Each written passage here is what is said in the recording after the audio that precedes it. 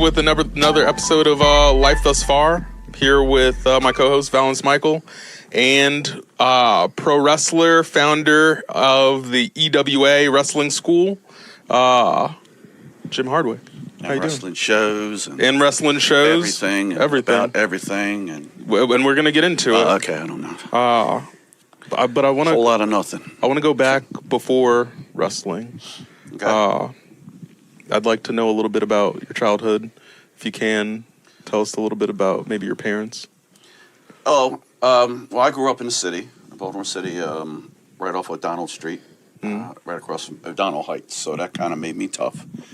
My parents, one worked at National Wire, one was like a secretary.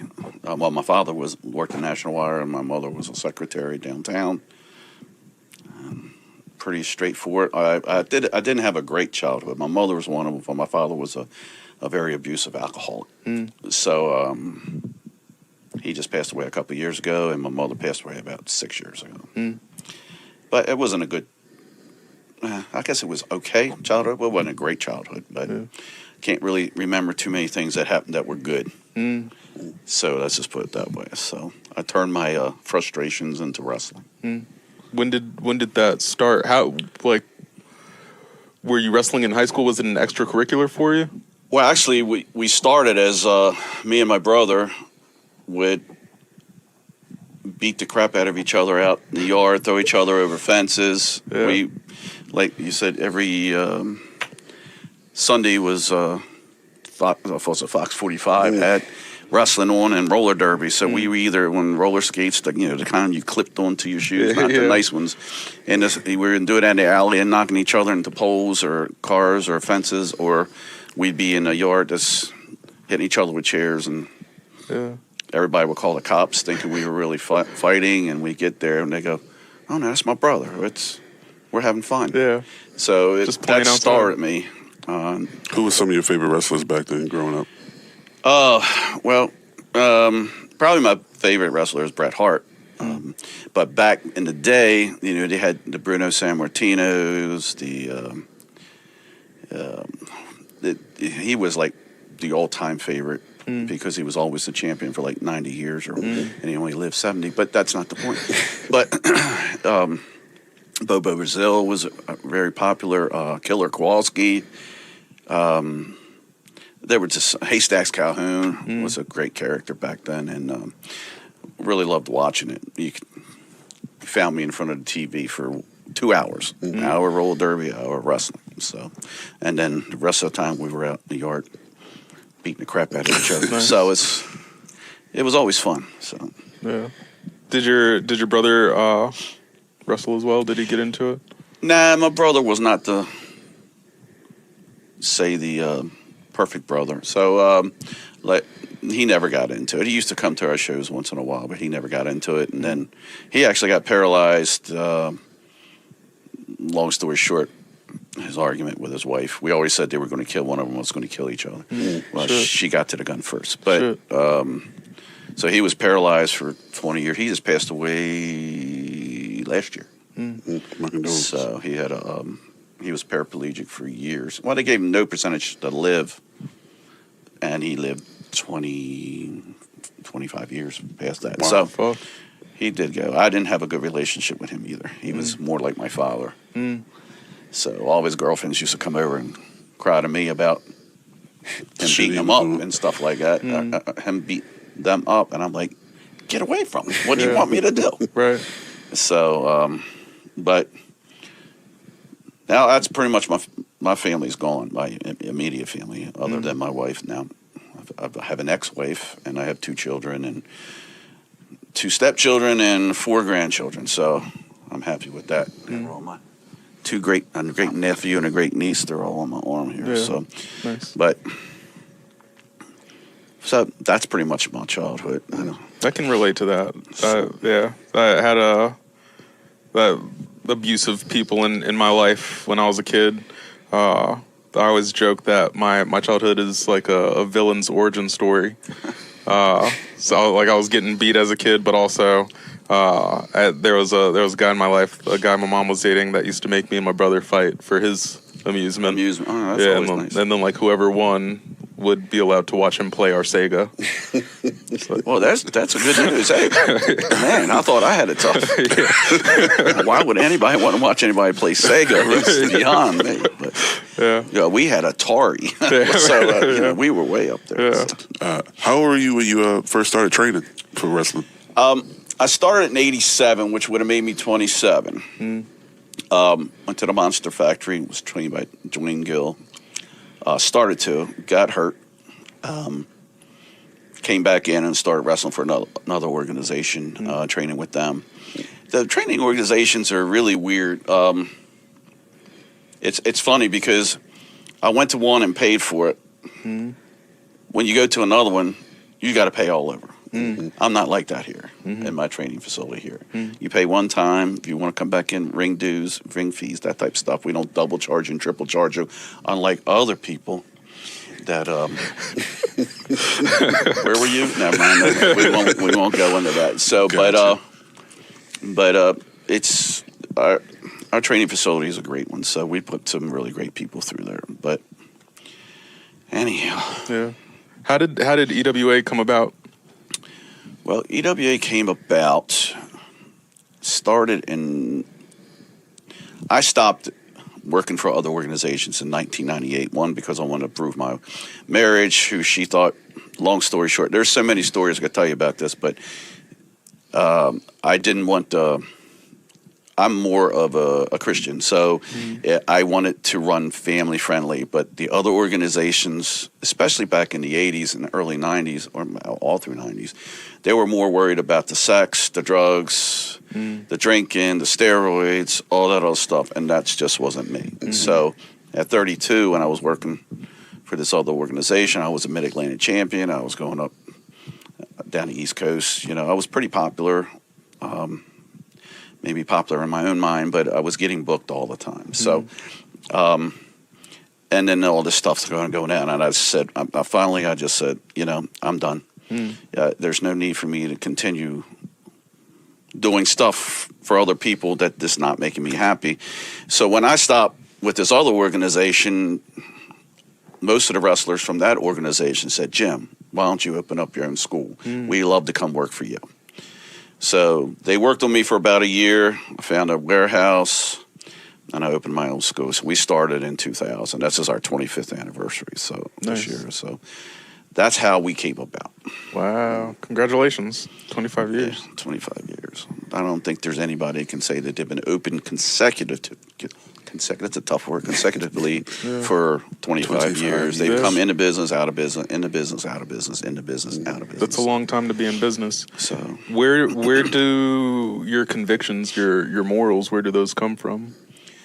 well, my mother, I would say mainly. We went to church every Sunday. I continued that when I was married with my children and so forth. I have a strong faith in God. So I always bill our company as a family-friendly show.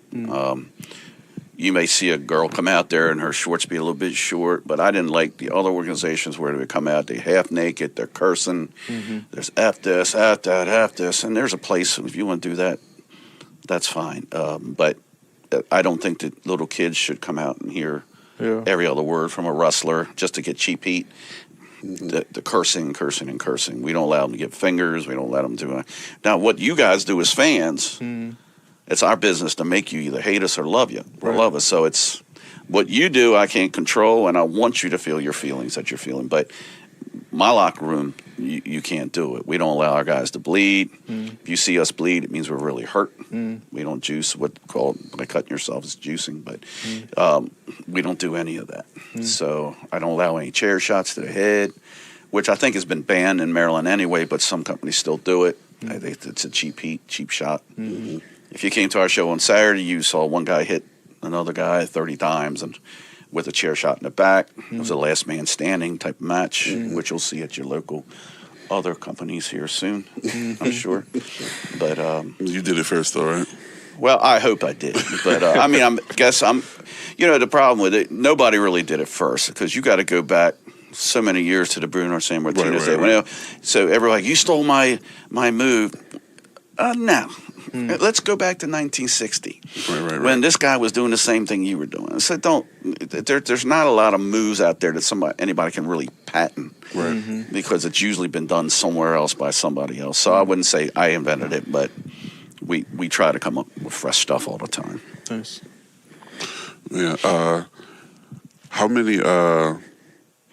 many federations would you say you've actually worked for before you finally said, I'm doing this on my own? Well, I worked for one main federation.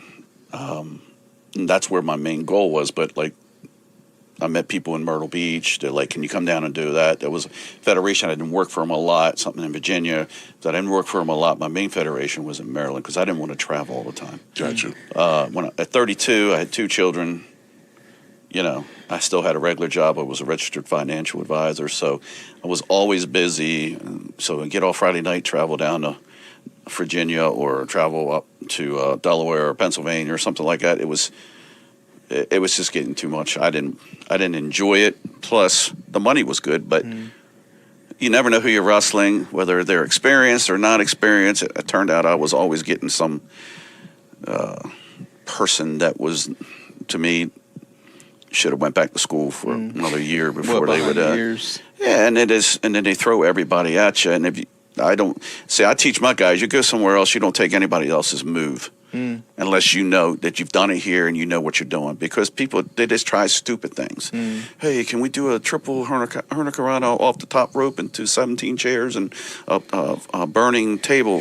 Hey, that sounds good, but no, don't do it. All right. Yeah. So if you're working with somebody here that you've worked with a long time and you want to do something that's a little outrageous, okay, because you guys have worked so many times and you trust each other. You just never know what you're going to get when you go somewhere else. Yeah. So that seems to be like, well, not what you're saying, but I know lately with what we see on TV nowadays, you hear a lot of old school people talking about the how the wrestling matches just seems to be just a bunch of high spots, right? Just the younger guys are coming in and I think I heard the Undertaker describe it as it seemed like you're playing a video game. Like they're just doing all sorts of just wild things. And it kind of made it bad for everybody because what happens now is a finisher is never a finisher anymore. Right. You know, it's like when I've been one of the guys I really like is Al Snow. I trained for him a lot. He's trying to tell these people, you build up. Like I tell my guys, you got to make yourself set aside from somebody else that's doing everything else. You know, everybody's coming off the top rope now. So you doing it, unless you're doing a half twist, you know, you never know what it does. So do something that's comfortable. I tell them less is more. If you are out there and you're doing a move and you don't take time to go to the audience and sell that move to make them start screaming at you or cheering for you or something like that, you're wasting your move. I mean, it doesn't they go from one, you're right, one to the next, one to the next, and a finisher from this guy, a finisher from this guy, a finisher from this guy, a finisher. Well, what's the finisher? And then the finisher's a roll-up. So you just got destroyed, you know, for 35 minutes. But now somebody's just going to roll you. It just doesn't make any sense to me. But that's the way of the world now. Everybody wants to do 300 moves per match, and it doesn't. To me, it doesn't work the crowd enough to make them enjoy it because they don't even know what to focus on. Right. The art of storytelling. Yeah. Leland's been to my house a few times when I was sitting there watching WWE or whatever, watching wrestling, and I've always talked to him about what's going on because he does, you know. He pays attention when I'm watching, right? And so I'm always talking to him about the storyline. Like this is what led to this, and this is why they're doing this. And there's got to be some type of strategy behind it. Yeah. You just don't go out to people. Our motto when we train though is we're always here for each other, because you got too many people coming from the outside. Another thing when you go to other organizations, not to go back to that organization may have somebody who thinks he's king crap at Turd Island, and he will. You know, he wants to get all his stuff in, and he just wants to, mark you out as like, you know, he was nobody. Well, if you guys are not working together, my motto is I'm here to make you look good. You're here to make me look good. So if you got somebody working that, the match is going to look good.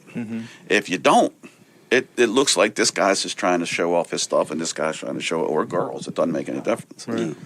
Yeah. So, Meanwhile, they're not really actually telling a story. They're just out there to make themselves a name of some sort. Mm. You know, I've had people like that, but I won't use them. When they come in and they want to be, I tell them, if you got attitude, you're gonna come in here with your ego. Nah, we got a big warehouse door you can go out. Or any of the tiny little doors you can go out. I just don't deal with it. Yeah. How long did it take you to have that mentality, or did you always have that mentality? I've always had that mentality because it's listening. Like I was training with Nick, like Volkov too, Al Snow. I mean, a bunch of the older guys. Well, back then, in the 80s and early 90s, their principle was just to beat the crap out of you. Mm. It really wasn't a lot of storyline, a lot, but they knew while they were beating the crap out of you, they worked the crowd. Mm. Like take a Hogan or whatever. Hogan to me was never a really good wrestler. Mm-hmm. He was a great character, and he was he knew how to work the crowd. The point, it's called putting butts in the seats, and the people didn't come to watch Hulk Hogan's wrestling ability, because if you ever watch his wrestling ability, and Hulk, I hope you're not listening to this podcast, but he was a great guy. I've met him before, but not like friends or anything. But he had 4 moves. I mean, that's all he could do. Yeah. And like Al Snow said to me one time, he said, "How many people do you think I can really knock out with a styrofoam head?" Mm.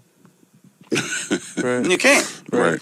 But how many people sold that Right. to make him go over for it? That's the important thing. You got to make people believe it. Hogan's leg drop was in a boot. That was pretty much his everything. Yeah. Then you had 50% of what you saw.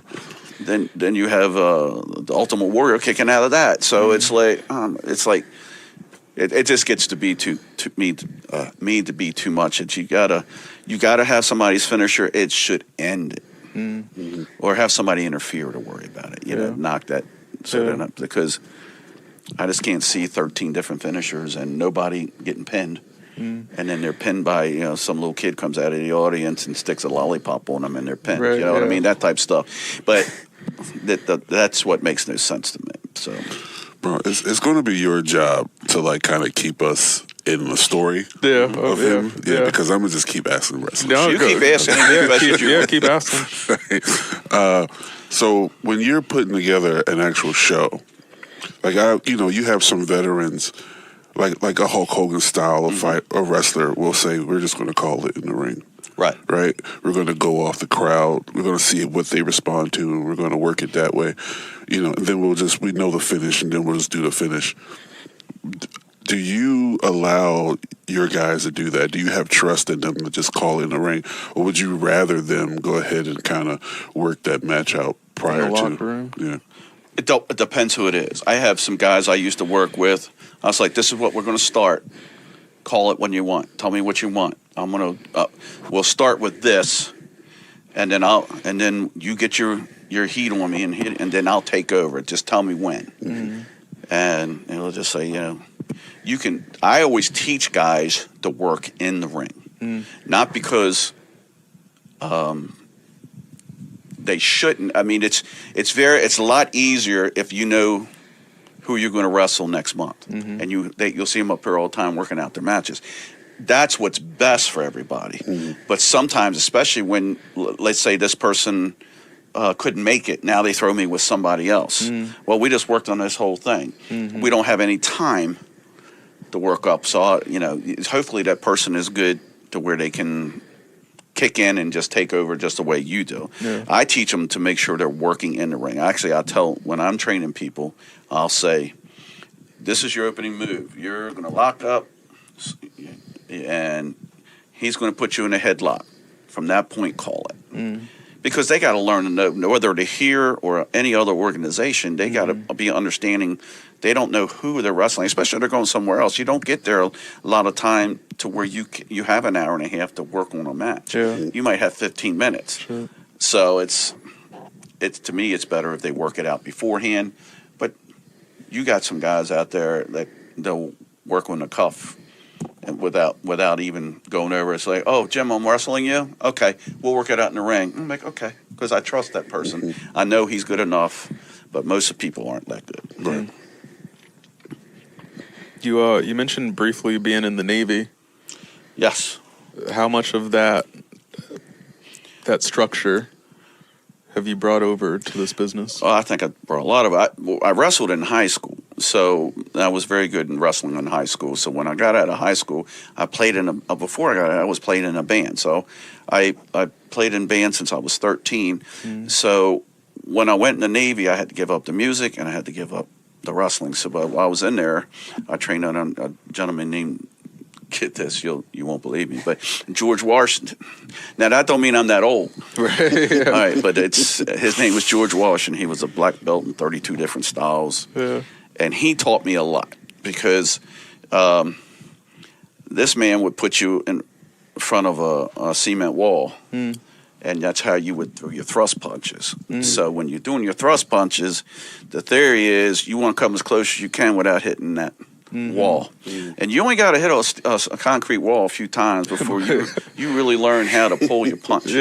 So we would sit there and practice, and that's how it led me to a lot of kicks and a lot of punches and a lot of stuff. It showed me how to do it in this business, because when I came out, I never, they always said you do. We teach people the back bump, handstand bump, and a flip bump, and then running the ropes. So that's your major stuff, how to do it. Then you start working on your punches and kicks. Well, I can hit you and look like I killed you, and not hardly touch you. That's when you're good. If you can make it look like you're killing somebody and not hardly touch them, then to me that makes you good. But some people are still in the 80s and they still try to hurt you, and they're called being stiff. Some people think it makes them look bigger or badder, and then you get them out of the ring and you take them back in the back and you beat the crap out of them because they're not Give them tough. the receipts, right? Well, they don't. So I always told people, and I train my guys, I'm like, you make a mistake, you apologize right now. You picking them up, you're apologizing. If you don't, and they retaliate, I'll have no problem with it. Because I've had people, some big guys in this wrestling business, people really ticked them off. I don't know what I can really say. I don't want to curse them, but they really ticked them off, and in the middle of the ring, broke their nose, orbital sockets, everything. So it's best, if you're going to try to act cocky, that's one thing. But when you do something wrong, immediately apologize, because this is not badminton. Right. You take a bump in there, we're going to take a bump now. I'm telling you, you think it's jumping up and down on a cushion. It's not. It hurts. So people used to say, well, they're breakaway ladders you just got put through. I'm like, Home Depot doesn't sell a breakaway ladder. Where are they selling these? So I don't buy breakaway. I don't know where you would buy a breakaway. Right. I know there's stunt things you could probably do, but when I get hit with a steel chair, it was a steel chair. Right. But, I've gotten several concussions from it, blah, blah, blah. But plus I have a brain injury now because of wrestling. But so if I start stuttering, I've gone too long. Gotcha. What would you say, what did you do? What was your routine to kind of keep you in shape to wrestle all those nights? Well, I would before my brain injury, I did 7 to 10 boot camps a week. So my routine would be to get up at 5. I'd be at boot camp at 5:30, 5:45, do an hour boot camp, go to, I won't mention anybody's name, go to the gym and shower, because the boot camp didn't have any showers. Shower, change into my suit, and go to my office. Work all day, come home, go to the wrestling studio and train people 3 times a week. And I never stopped. I used to love when the bodybuilders would come in, and the big tough guys would all come in, and the new guys would go, "Oh God!" And the big guy, he goes, "What?" I said, "I would do everything." Now, at the time, let's say I was 45 and 50. If you can't do what I'm doing and you're 20, 25 years old, then that's saying something. So I would work them. I said, "Well, we're not stopping," because the people that had been there for a while said they would just hated. They go, we're not stopping until somebody throws up or somebody passes out. And I would work them into, especially the new guys. And they would be jacked and they'd be big and I can take this and blah, blah, blah. And when they're puking up in the corner like 15, 20 minutes Gatorade later, coming up. and they're like, I'm like, but the other guys loved it. They loved to see it because they put through it too. So when they saw the tougher guys come through, the bouncers and the MMA guys and the big bodybuilder stuff. I'm not knocking any of those because I wouldn't want to do their stuff either. But when they're puking up or they're passing out in the corner, all the other guys were like, yeah, because they knew they didn't have to do anything else from that point but train. So, but we would run. It would be the warm up would be 1 to 200 push-ups, 1 to 200 sit-ups, 1 to 200 squats, at least run a mile. A lot of times we would work out with weights, and before we even start training, even the training facility over here, you'll see them doing sit-ups, push-ups. You got to warm your body up. So to me, if you're not bench pressing at least your body weight, then you're not going to be able to lift your wrestler. Right. So I've actually picked King Kong Bundy up, so and put him on my shoulders and stuff like that. So, and this is when he had lost some of his weight. It's not when he was in his prime, because he's always a solid guy. But King Kong Bundy was one of the nicest. A lot of the people that I used to know have passed away since, but he always said, Jim, you run the classiest show. He goes, I've been in WWE, this, that, you're pure class. And that was a great thing. But one time he was fighting, and we had 3 or 4 against him, and he was beating the snot out of us, and then the whole thing came back to he wanted a match with me, and we interfered with him, but he said, Jim, you get the 5 count on me. That's class. You just don't find that in a lot of wrestlers, because there are a lot of these. A lot of people believe their own hype. Let's just put it that way. So, but I mean, we see it a lot too. I swear, me and him go around doing stand up, and I swear there's so many parallels between the two of just the humble beginnings of being out on the road and running around, maybe picking up $20 here, $50 there, some beer and some wings. Then you got the guys that just come along just thinking they want to be a part of something, and they kind of get weeded out. They don't really last too long. Then the guys that do stick in there, then there's a little camaraderie. Then you start traveling. You might buddy up with somebody. Like I've seen a lot of that just being around wrestling. I'm like, it's literally the exact same thing. So many parallels. Yeah. Well, because a lot of times, parallel with comedy, you guys might all be going to the Comedy Store, and there's 5 of them, but maybe you're going to the one in Myrtle Beach. You got 5 of them. You're going down there. You all share gas. You share a hotel room, and stuff like that. So you're not spending so much money because, I've fortunately when I've been out of town, I've actually just made it a trip. So I didn't really like when I would go to Myrtle Beach. I had family down in Myrtle Beach, so I was like, and Conway, I was like, hey, can I stay? Yeah. So I didn't have to do. They would feed me. I'd stay there and I'd make $100. So it was like, nice little. Because back then gas was it's just like 47 cents or something. So then I fell off my dinosaur and broke my newspaper. But that's another story altogether. Well, let's get into the brain injury if you don't mind. Well. That's why what bothers me when people say this is fake. We can all understand that it's entertainment and it's, it's predetermined and stuff like that. But the stuff we do as wrestlers, 90% of the people couldn't do it. I'd do it again today if it wasn't because one more hit to my head, I could die. But I would still be in there today. I was 54 when this happened. Shit. So, and it's a funny thing. I love my wife. My wife's name is Ray. Hi, honey. In case you're listening, I doubt it. But anyway, she loved me wrestling. But at 50, I was like, let the guys go. I mean, I was still really popular, one of the most hated, blah, blah, blah. But I was starting to do more for charity. So I was doing stuff like, I can't really sit here and holler and scream in your face and go, oh, by the way, we're running a charity show here. So could you please go donate? I thank you. And then start cursing at somebody or whatever. Yeah. You can't do that. So I tried to switch to the good guys. So, and then I finally just said, it's enough time. Let me just retire. Well, wrestlers never retire. You probably seen wrestlers. Ric Flair's retired 37 times. They all retire. I retired 3 times. The last time was because I had to, but I was in the ring. I'd actually came back out of retirement. We were at a show, and I said, I really don't feel like wrestling this guy. Well, somebody didn't show up, like I was telling you earlier. So I'm like, all right, I'll fill in.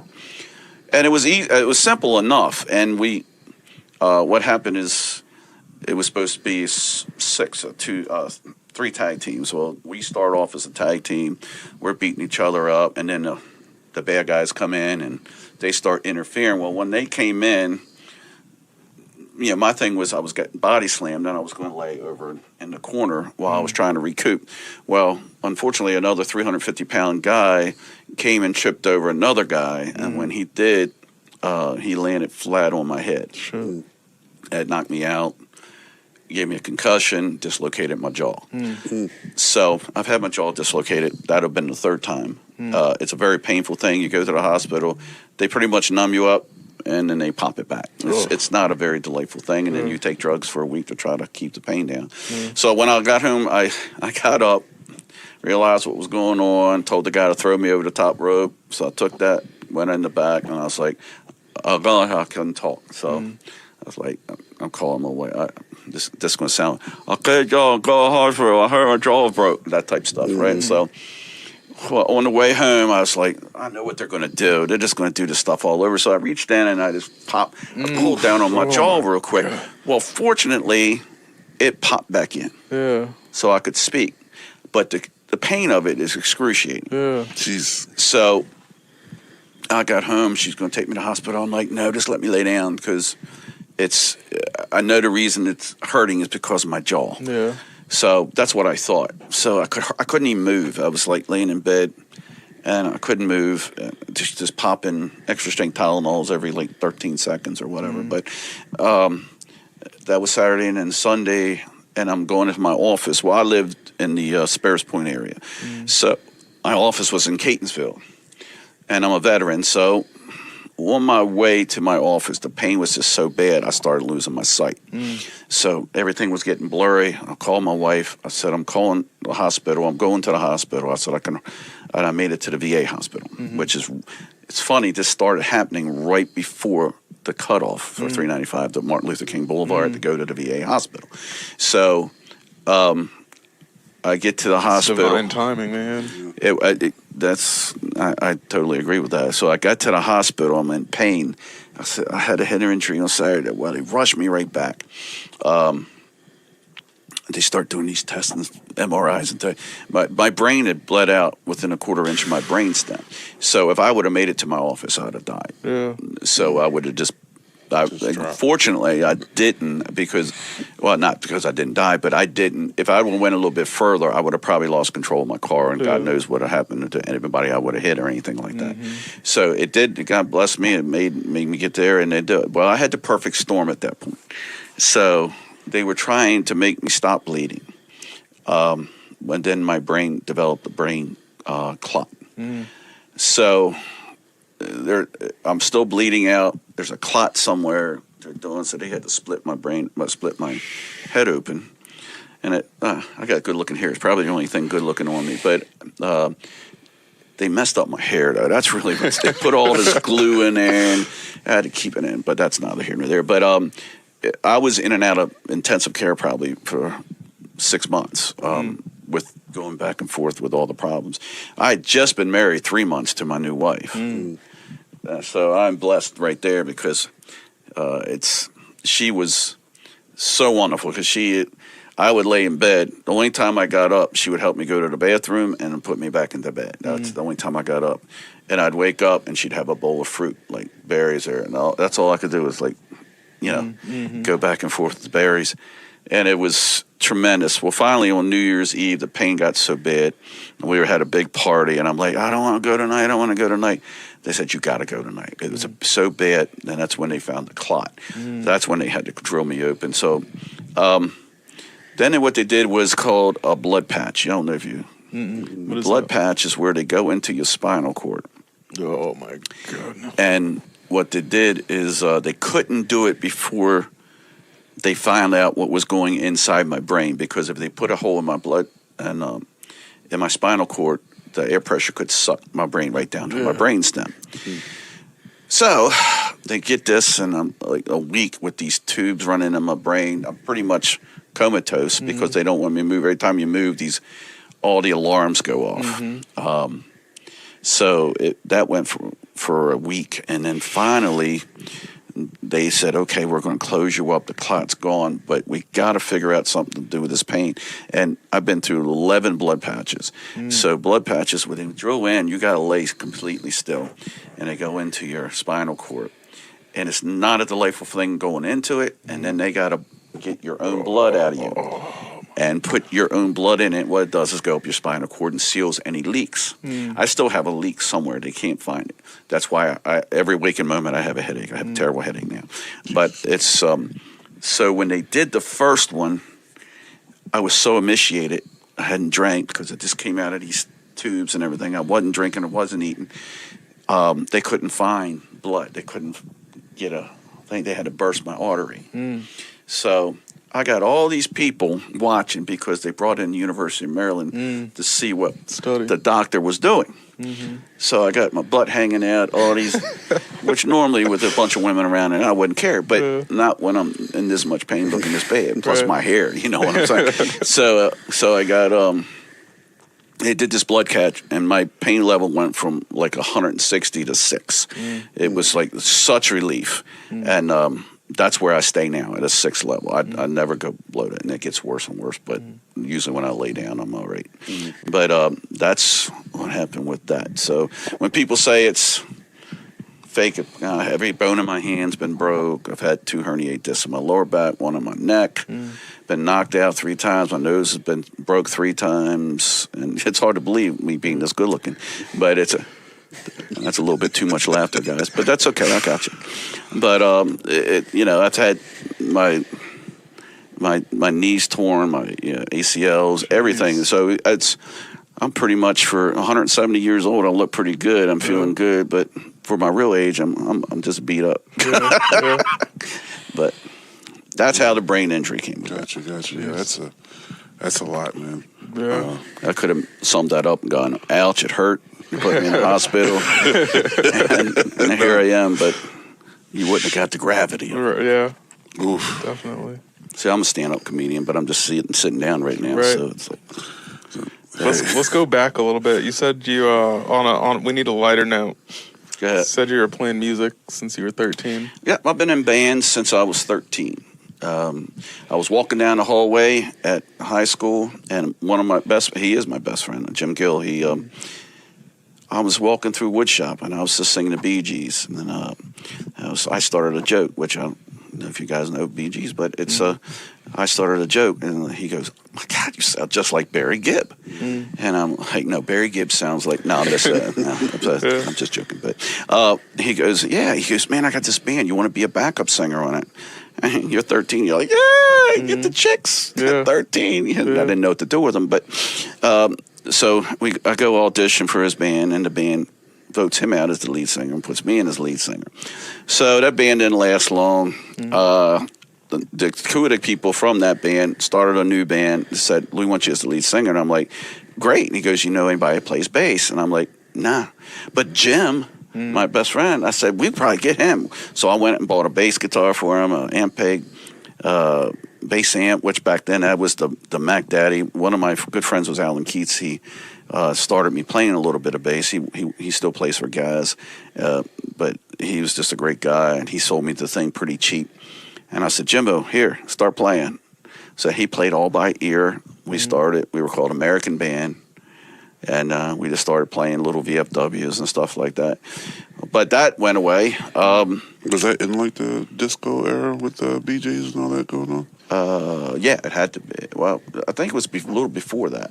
because Saturday Night Fever was like 74, something like that. Yeah, I thought it was like 78, something like that. I could be wrong. I don't know. But it was a little bit before that. I just loved the Bee Gees growing up because I always practiced their vocals. I just thought they had great vibratos and they could go from way down here. So I just sang them all the time. But I sang everything. Fortunately, my parents, in the 50s and 60s, I was born in 60, so I heard all the Elvis and all the, everything before that, and it was just, all the Motown stuff and the so I listened to everything, the Frank Sinatras and everything like that. But so I just would sing constantly. I never thought that it would be anything. But around 76, I guess it was 75 maybe, I started.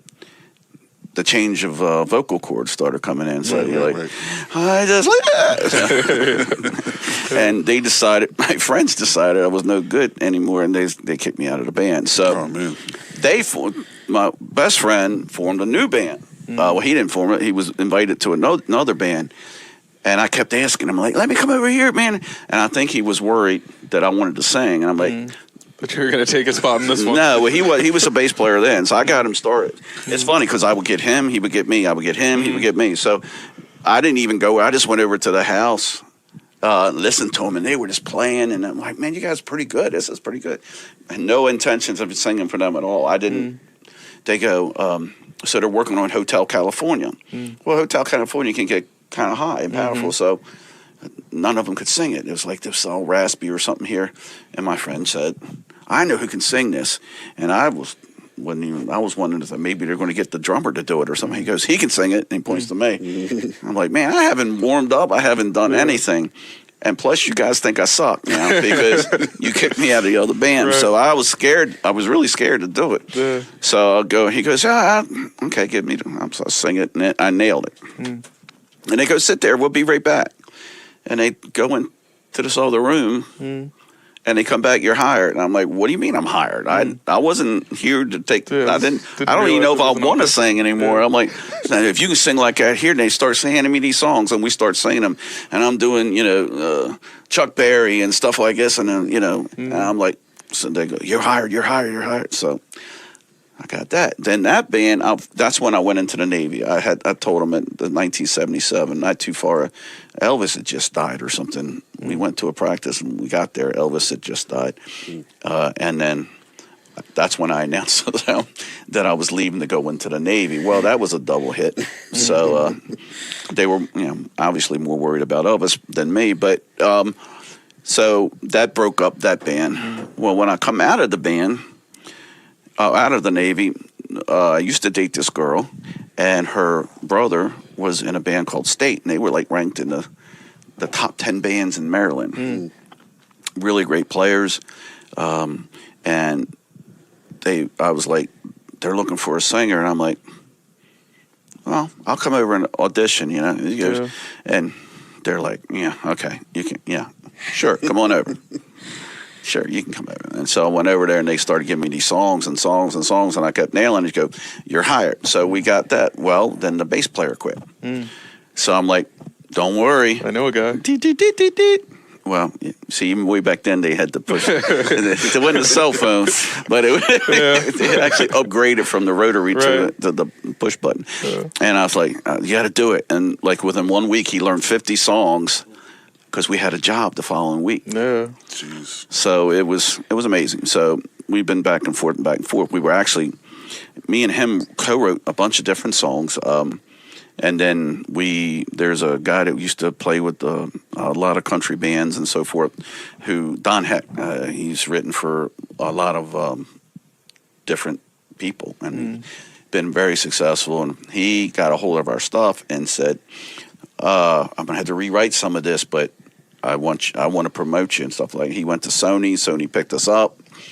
And so he was working on the contracts because, at the time we were like 22 years old or something like that. I didn't know what a contract was. So it was like, being a little Italian, contract meant a little bit different meaning for me than it did for a bunch of other people. So I was like, I don't know about doing any contract. But so he he asked for too much money, so Sony wrote us a little note letter saying, "Nah, sorry." So that was our big break that kind of broke. So, but and now we still play every now and then just for us, and I do karaoke and DJ business, so it keeps me out there because I love music. Yeah. So, and it was a friend of mine told me a long time ago, if you do what you love, you're never working. So I loved finance, so that was my job. I loved wrestling, so I made that my job. And I loved music, so I made that my job. So all three things I did I always loved. So the minute I go into work, I was like, I love this, I don't care. Right. No, so with 20 hours a day, I don't care, I love doing it. So I would go right from work out, go right from work, go to a practice. I can tell you when my son was conceived. That's how often, because I was so busy. We were playing. Our band was the one before I got named was called Dialogue, but then our Backtrack East, and then we got into the band afterwards, which was some of the most talented people. Bobby Betlievsky, Norman Stone, who's a senator's son. Actually, the Senator Stone would play with us. He'd bring his saxophone. He's a great saxophone player. Norman Stone, Dave Stone, and Joe Piper were the originals, and then we brought in Bob Betlievsky, who's played with the Mandrell sisters. He's been REO Speedwagon. He's played everywhere. He can make this guitar sing. I mean, it's just amazing what he can do. And all the guys were just fabulous. So we started doing that, and we went on and on and on. But we were playing 3 times. We would play a Friday night, Saturday night, Sunday night, and 2 times, one on Saturday, one Sunday. So we were playing 5 nights, so 5 times. Gigging. We were playing 5 times a weekend. Wow. So plus you're working all week. Yeah. Plus you got a child. Yeah. So it's just like, it was nonstop. Well, at the time I didn't have a job, but I knew it was a Wednesday night. So I can tell you it was a Wednesday night. It was my only night off. So it was like, let's do it. She was disgusted, but it happened. No, we had a great kid in. You either get it now or not at all. That's right. So you got dressing or undressed, you got to get him in the That's awesome. That's awesome. Well, that's my musical career. I still love playing. I still love singing. Actually, we're going to try to do some stuff here. We're going to get it done. But no, that's beautiful. That's kind of what I want to just kind of model my life after. Just waking up every day and doing what I love. Like that's what you got to do. I kind of feel that frustration now, where it's just like, what the hell am I doing? Like I hate putting in 8 hours. You know, I don't feel like I'm putting it in for myself. You know what I mean? Right. So, well, I always put it this way, and that's what made my life, I hope, good, is that you put God first. I don't know what your religion is, if you're at, or that's not mine. That's between you and whoever. But I always put God first, my family second, and I figured everything else would go into place. Fall into place. So that's where I never thought I would own my own. I never thought I'd be in a band when I was in a band. I never thought I'd own my own wrestling company. I remember a wrestling company. I never thought, nobody sponsored me for any of my licenses. I just gave up my registered license because with my brain injury, sometimes my brain doesn't function the way it's supposed to. So nobody's going to hire you with, giving me $1 million and go, do what you want. I'm like, I'm giving it to the government. No, don't do that. Okay, don't do that. So, but, I just didn't trust myself anymore because my mind varies sometimes. So it's like I didn't want to do that. But I loved it. I loved it. I worked for several banks. I worked for myself. It was like, plus when I was younger and I was doing it, my wife would go to work, but I would take care of the kids. So I got to spend more time with my family. So that was always good. How did you get into being a financial advisor? How did that come about? I was always doing sales. And one time a guy that I worked at the company said, I'm doing this part-time thing. And he presented it to me, and he said, you can make some money on doing life insurance. And I don't know if you guys remember, it used to be called A.L. Williams. So it was a multi-level thing. I was a regional vice president for it, never hired one person. I did it all by production. So, because people go, it's multi-level. Everything in the world is multi-level. Yeah. Okay, so it doesn't make no difference to me, but I never wanted to go out and hire people. I just wanted to do things. So, and I loved the concept. So I started doing insurance, and then I was like, well, I just don't want to do life insurance. There's property, there's casualty, there's investments. It's like that. So I'm like, I would finish one license, and I would go after the other license. And that's I just kept building myself up to do what I wanted to do. And so I actually, like I said, I was a registered financial advisor, which is a step there's charter financial planners, those that are way up high, and they have the Series 7s and stuff like that. But when you're 65 and you're registered, you can charge to do whatever you want. You just don't have to take a commission. And it's like if you wanted to come to me and you're like, what are you going to charge? What's your commission rate? And I'm like, I don't work on commission. When you get paid, I get paid.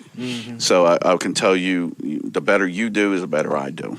And that's like that concept. So that's how I got it. It's something I love to do. I was always really good at math. Love putting figures together, especially the women. No, I'm just kidding. Sorry, honey, if you're listening. But I just loved it. So I figured you got to do what you love. So that's what I love to do. And operating that way, you never experienced any sort of burnout? No, because I had all three at one time.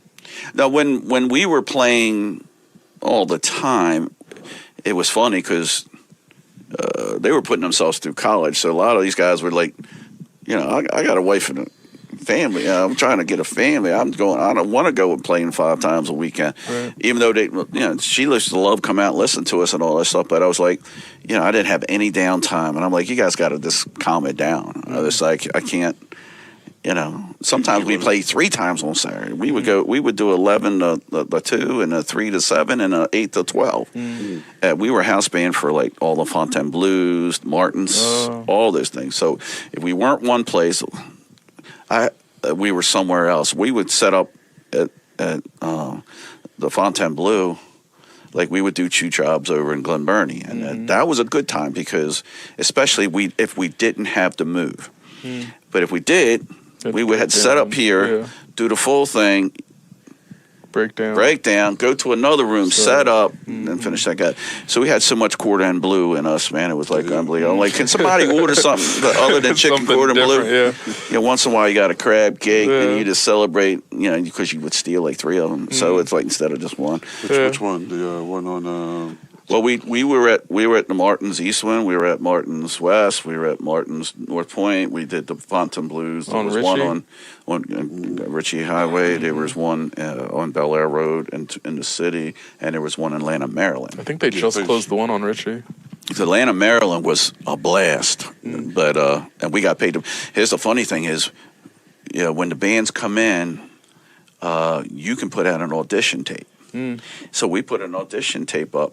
If they picked you, you got paid more.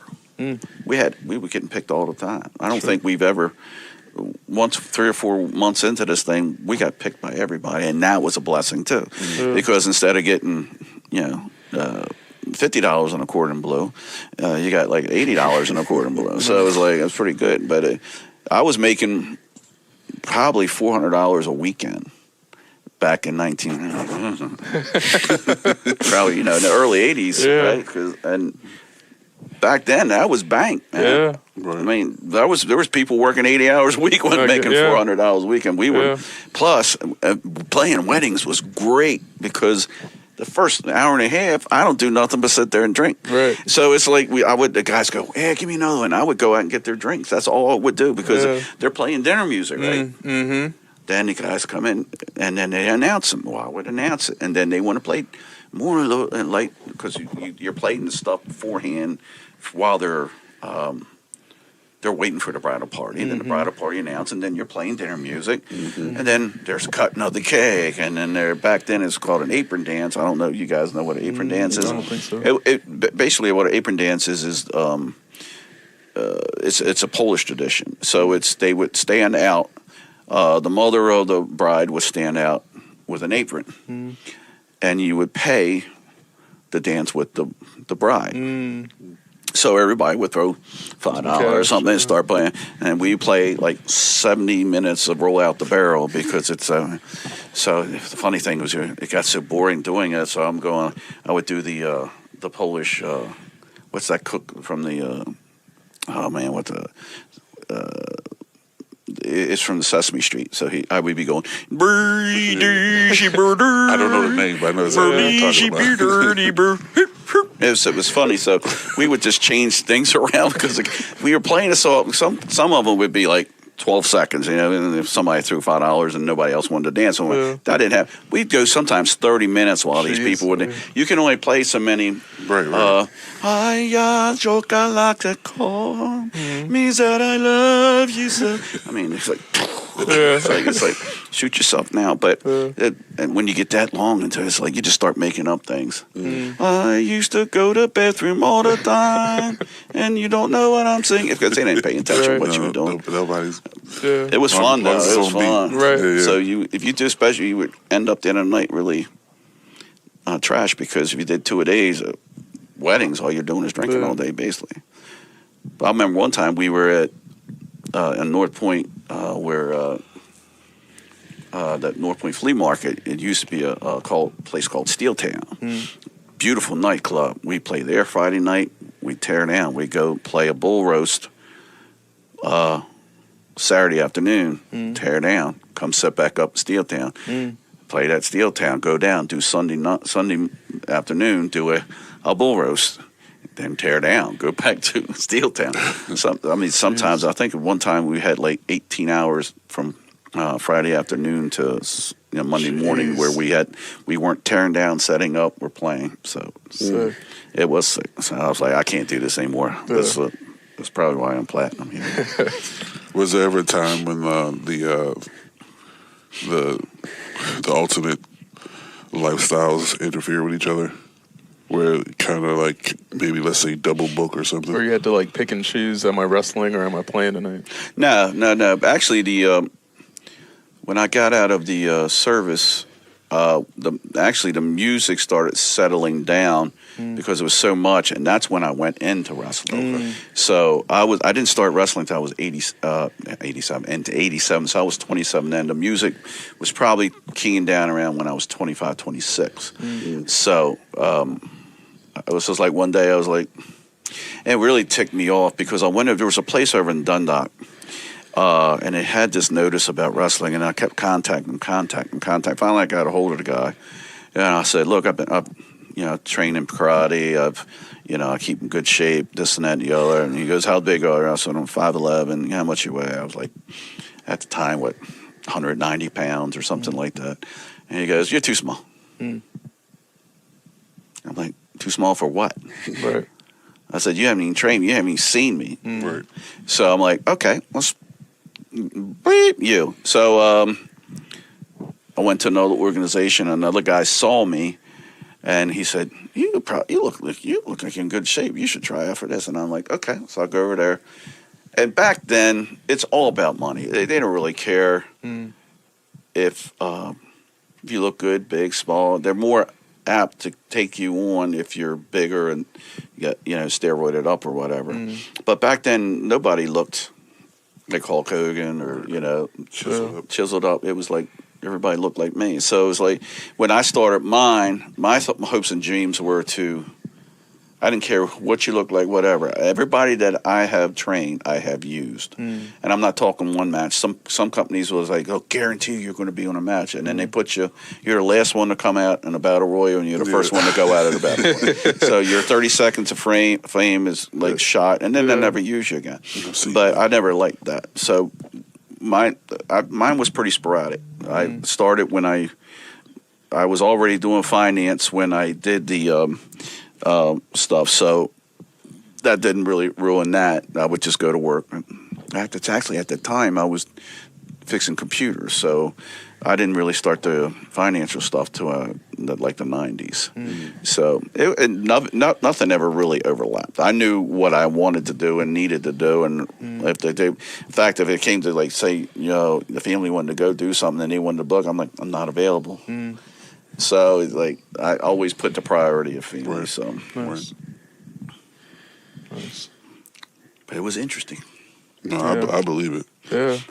I believe it. I want to be on that type of time now because I can feel myself slowing down. I'm just 39.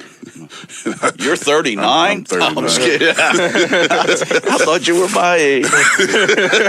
Hey, man. Don't let No, my I'm just grades fool you. No. I definitely want to be like out on the road more and running and getting it done like that. I miss those years when I was doing it. Yeah, doing multiple shows a night. Yeah. Shows every night of the week. Feel accomplished at the end of the day. Yeah. Oh, yeah, that's what it is.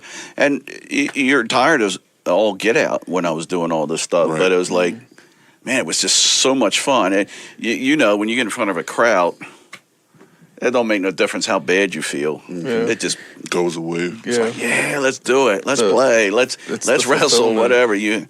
So I used to wait for people to throw stuff at me when wrestling because that meant I was doing my job. Right, You know what I right. mean? So, but it's when you hear that crowd, I don't care if it's 50 people or 350 people or 500. Well, some of our shows draw 700 people. So it's like, it's a big difference of 750 people, but it's the pop that you get no matter what it is. You hit my music to go out is 3 doors down at Kryptonite. So actually, Red Brick Station, where I'm a Mud Club member at Red Brick Station.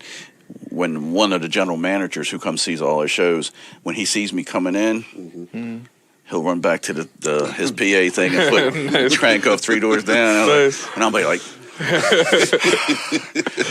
It's amazing hearing your music, it puts you into a different state of mind because you're like, I just want to body slam somebody. It's just so much fun. And you just somebody's get going through this pumped up. pool table. I hear it at the ball game. I go to the ball game and they play it. I'm like, There's probably some guy sitting there like, I know that guy, and he's reacting to his song. well, it's amazing because I've been in this so long. I'll go different places and they, are you Jim Christian? Who's that? I don't know the Jim Just Christian. messing with people. I'm like, Jim Christian? Never What's heard he of do? No, but I've been in Massanutten on vacation. Okay, and somebody will come into the mall there and they'll go, hey, that's Jim Christian. And I'm like, amazed. Not so much now, but when I was pretty popular back then, I would be going so many different places. It's fun. I still get it once in a while. It's a crazy feeling, right? It is. It's like, and signing autographs. I never really got into getting people's autographs because look, I know what this thing is. I love entertaining. I love being out there. I love doing it. But we're not curing cancer. All right. So we're not brain surgeons. We're not. It's pro wrestling. So I love signing autographs, and it's a really good rush, and it's great. But go to the people who are doing something important like that.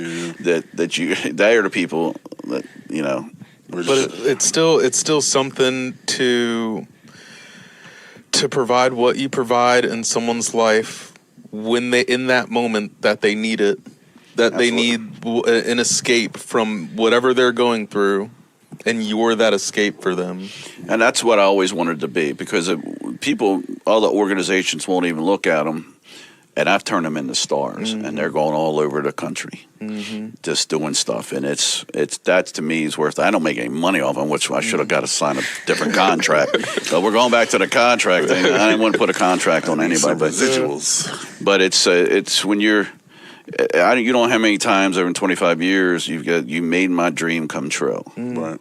and that's what's important. So if I have nothing else, if I walk out of here and I pass out, I know I've helped.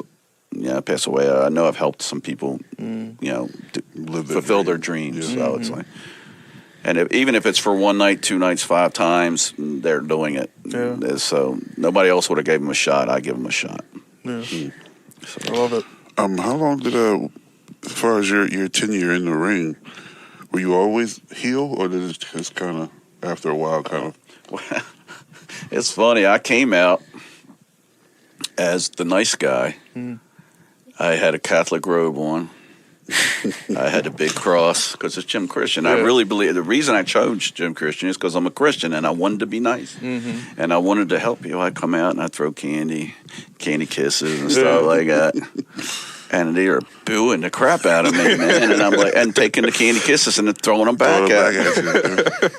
And I'm like, so I go in, I win my first match, and they're hating me. They just hate me. And I'm like, I take off my robe and I got a sweatshirt and, nothing fancy about my outfit, but I had the Trinity on the back, and the 3 crosses, and just, and I'm really into this, and they were just hating me, and I'm like, man. Well, so the second time I come out, and I'm doing the same thing, and I'm like, yeah, bless you, and I love you guys. I love, and I'm getting hit back with beer, and people are throwing candy at me, and this, and I'm like, okay. The third time it came out, like, y'all kiss my butt. All crap spoken. So I formed what's called the Christian Academy. And we were like most hated everywhere. I mean, it was my friend Eagle was Neil Duggan and Steve Bauer, who was we put the spoof on the 3 of the top named guys in that federation. And I was loose and fat because the guy was Lucifer. So he was heavy, overweight, wore these cowboy boots that had flames on them. So I borrowed his stuff, stuffed the pillow up underneath my stomach and my shirt and stuff, and I came out as loose and fat. Well, there's another guy called Mad Dog. So my other guy came out as Drunk Dog. Because this guy was always drunk. So I was like, he came out with 6-pack with drinking and stuff. And then the other one was, I don't even want to mention the guy's name, but he came out as Roberta, Starlet. So, and he came out with the wig on and stuffed his gut and stuffed his short pants in the back. So we came out as these people were like, it was the biggest pop. They were loving it. We're eating. I was like, I gotta tell you all guys one thing. Let me tell you something. Well, wait a minute. Give me some of them chips. All right. We eat the chips and go, wait a minute, Jim, drink some beer. Oh, we're drinking some beer. So we're just mocking these people left and right. It is going over so well. Well, obviously, those 3 guys come out and they attack us, and we go back to the back. Well, they got their panties in an uproar that we got so much pop because they didn't like that we were getting more pop than they ever did as themselves. So they disintegrated our story. They put us in the background of everything like that, and it just ruined it. If they'd have played this out, it could have been 2 years of everything. So then when we started my own Fed, I started doing takeoffs on different people too. I just thought it was funny. It just gets over so well. So I just like the whole thing about wrestling is it's gotta be fun. I have a friend, John, who's helped me start the business. His ring name was Blood, and it got to a point where we were like arguing with these people constantly. And he said, "Look, if you're not in this to make fun, have fun, then get out of our locker room because we're tired of it." So, and we got rid of like 18 people, and because it was just they were interested in doing other things with other people, and they were trying to bring this stuff. I'm like, just get out, just go. If you don't want to be here, just go. So, because it's got to be fun. This stuff hurts enough. It's not. You don't want to go out there with somebody with an attitude, and it's just come on with their own personal agenda, trying to get stuff off, and it just doesn't make any sense to me. But that's why I run my own company, because I didn't believe in the other companies' mottos anymore. It was and to be honest with you, the one company I worked with, they would have one guy's niece, 15 years old, would come do strip matches with other girls. I got a child at this time. I got 2 children. I'm married. I don't want to see a strip match with anybody. I mean, go to a strip club if you want. Don't put it in my wrestling ring, and don't make it a 15-year-old where if they come in, they're going to go after me. Because we're all standing around, and they would have these terrible, terrible parties in the back. And it is what if that's what they want to do. I just got tired of it, and I was like, I'm just going to get out of it. It doesn't. So they made up a story that I was supposed to come the next. I said, I'll come at wrestle for my belt, and I'll give it up. Well, they didn't want me to do that. They wanted to cut me off quickly. So they said, well, Jim was too much of a coward to come back and defend his title, so we're taking it away from him. And that bothered me to crap. So I'm just, at that point, I'm like, I'm not going to run my business like that. Because, me and you can disagree, and we can agree to disagree. I'm the boss. But I listen to everybody. And sometimes you just got to agree to disagree. I tell all my guys, if you have a problem with me, come to me. You're a man. you come to me. We'll talk about man to man. We may agree to disagree. If you have a problem, like you're having a problem with him, and you're not getting anywhere with him, then you involve me, and we'll all three sit down. And you got to get this stuff out, because you get somebody in the ring with an attitude, it already hurts. Yeah, well, now that hurt. your steel chair shot goes right to your head instead of your back, and it just gets dangerous, because this stuff is dangerous. You can take a back bunk out there, and it's dangerous. It's not. You guys seen the ring? It's you got an inch of padding above boards and above metal. There's a little bit of giveaway, but it hurts. So I think about that one boxer all the time, the one that got punched in the back of the head, and it just paralyzed him. It just slowly just deteriorated after that. There's sad thing. Get hit in the head. I've been hit in the head several times with steel chairs, and they all go, they're breakaway. I'm like, no, they're not. It broke away part of my head. I don't know about the chair. The chair survived. I don't know about that. But, and we did it one spot one time where we were promoting a show, and we were filming it. And it was, we were part of Christian Academy, and we'd go to this bar, and Blood, one of the wrestlers, Blood, he's sitting in there and he's drinking, and we go in and start crap with him, right? Because we're going to kick your butt this Saturday, blah, blah, blah, blah. And we're videotaping it. Well, the guy turned the chair the wrong way and gave him a headshot. And wasn't meant. It hit him back here, though. Now, this is professionalism at its best. He knows he's bleeding here. He had 3 staples. That's how bad it was. He got cut open. But he didn't stop. He still filmed it. And he took like this, and he was holding it, and he pulled up here. So everybody could see that he was... It was a good shot. And then we took him to the hospital and got him stapled up. But you never know. It's something as simple turns wrong. That's why we really train them hard here. Like I tell people, it's not badminton. But other companies will train you to brutality, take your money up front. You never come back. They make money. I just don't. You're no use to me if you're hurt. So that's awful. Train them hard, because it's hard.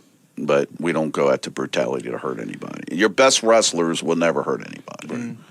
So what was your finisher, and what made you settle on that? Well, I did a couple of different things with like the Trinity. I would be like 3 moves, and then the final move was like, put them up behind my back on the cross and then drop them like the Razor Ramon thing. That was the last move.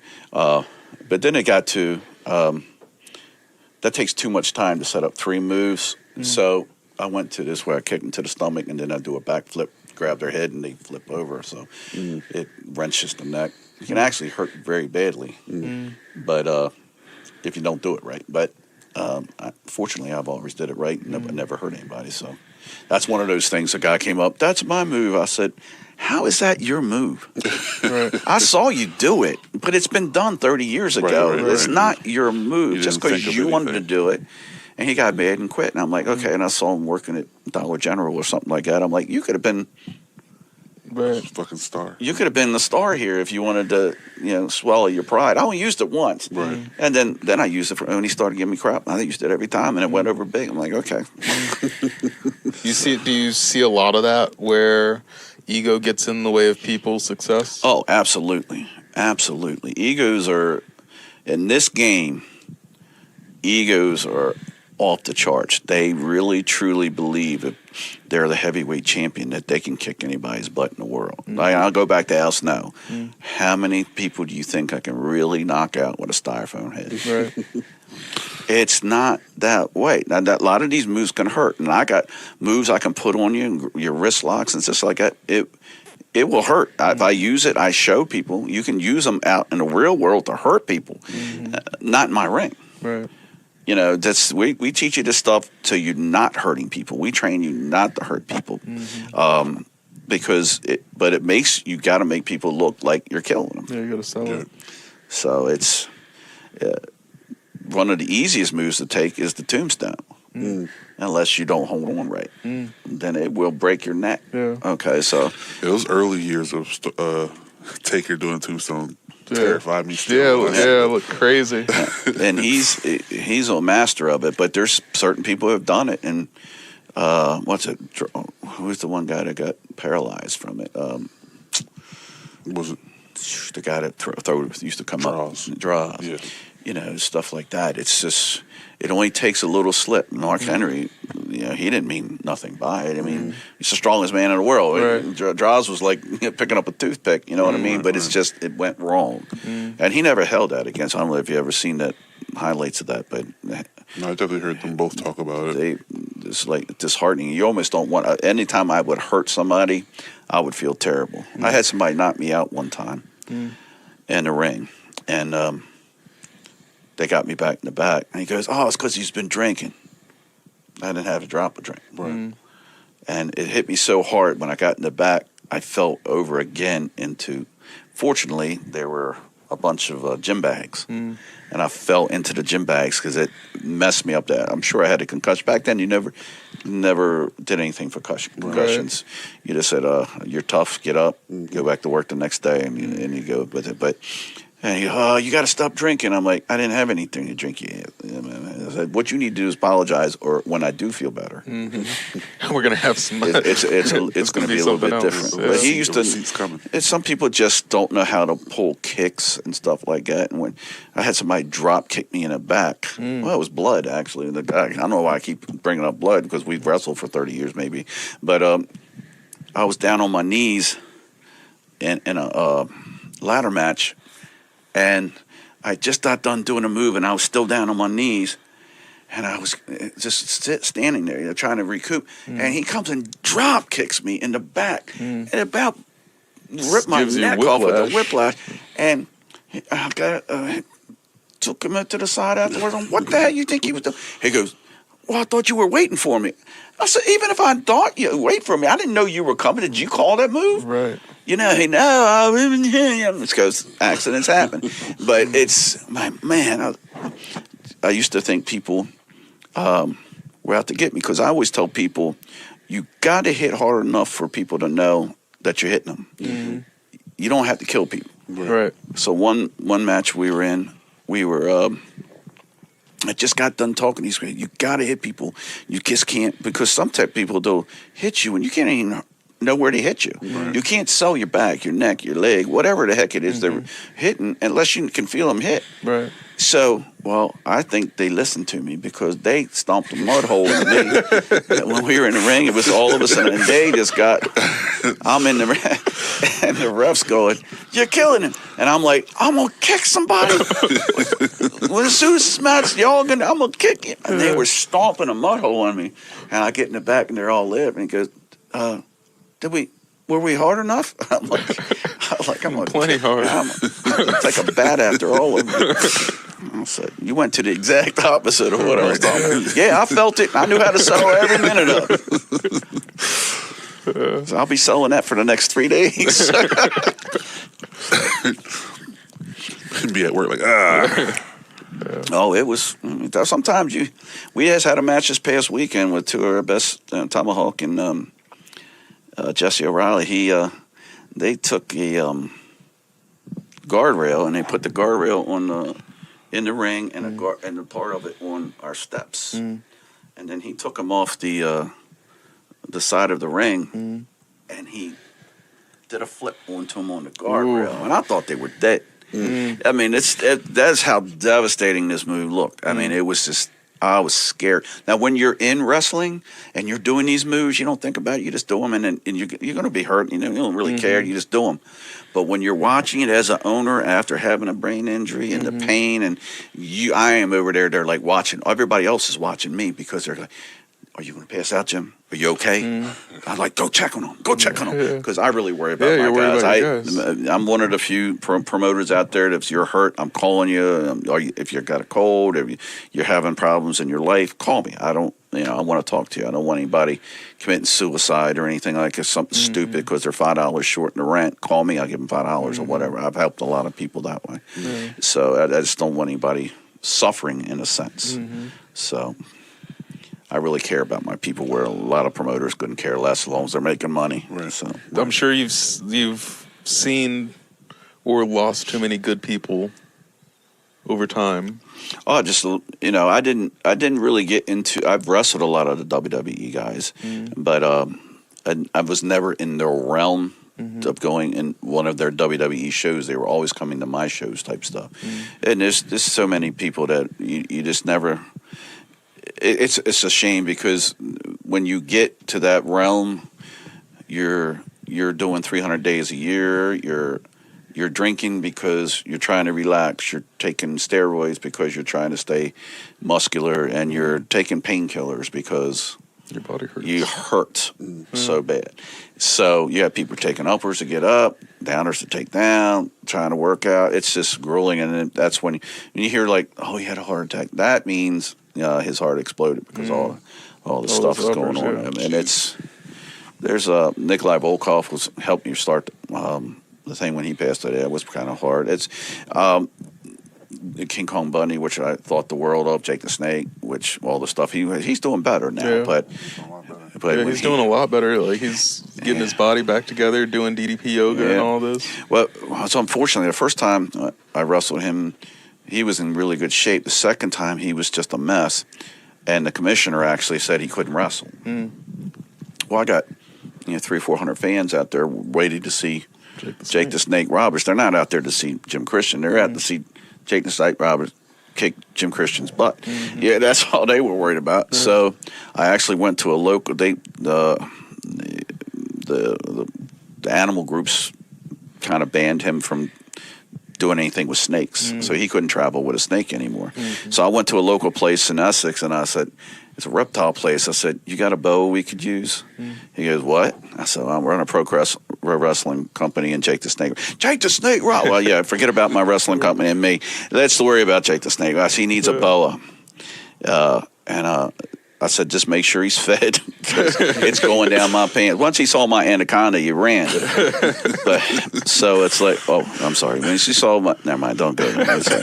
But I was getting the thing stuck down. I said, make sure, feed that thing now. Give him like two or three rats or whatever you got to give him. So he brings this ginormous boa. Well, then they tell him, Jake, he can't wrestle. Well, one of the other clowns from the other companies hear me say, well, I'm going to let him wrestle anyway. So I can lose my license. He goes right to tell the commissioner that what I say. And I'm like, all right, so, which makes me not want to mention this person's name because I don't want to give him any more credit. But so I'm like, Jake, just come out, stand on the side of the ring. We'll do everything. At the end, have your partner come in and just DDT me and stick the thing. That's all he did. He was so bad off. So he comes in, slaps the DDT and slams me. Man. And yeah, you've never had a DDT. It was so nice. Some people do DDTs and you might as well just dislocate your jaw or whatever because they just don't know how to bring it down without hurting somebody. And he did such a great job at it. And I'm like playing dead, right? So it's... Then he starts undoing my pants and sticks this boa down my... You talk about... Because I don't know if you know about these things, the pythons and boas, they have restricted... So if it bite down on something in my pants, they pretty much got to cut this daggone thing's head off. Right. And I didn't want nothing to do with, releasing it.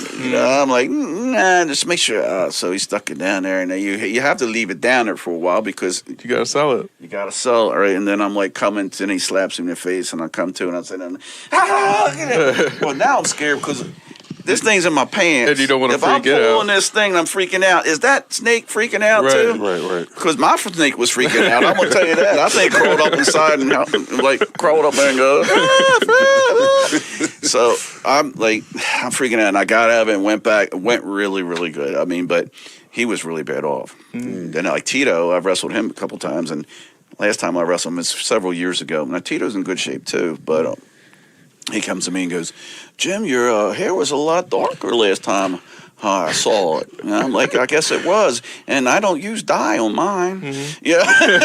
So these guys are just great. Yeah. Like if you want to, like George Animal Steel. I don't know if you know, he's a professor, but George Animal Steel is probably one of the strongest people you ever see. Bob Backlund too. I mean, George Animal Steel one time, we were in the back room. I was in doing another show for another federation, and we were just talking.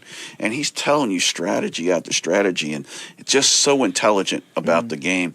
And he goes, "Look, you don't think I'm strong?" So he put two people. He put his arms like this, his hands together, and two people on each side, each arm. They couldn't pull him apart. He was strong. I mean, I know he came off like a knucklehead, but he was strong and very, very intelligent. Very, very intelligent. And Bob Backlund was probably one of the strongest people you ever meet out there.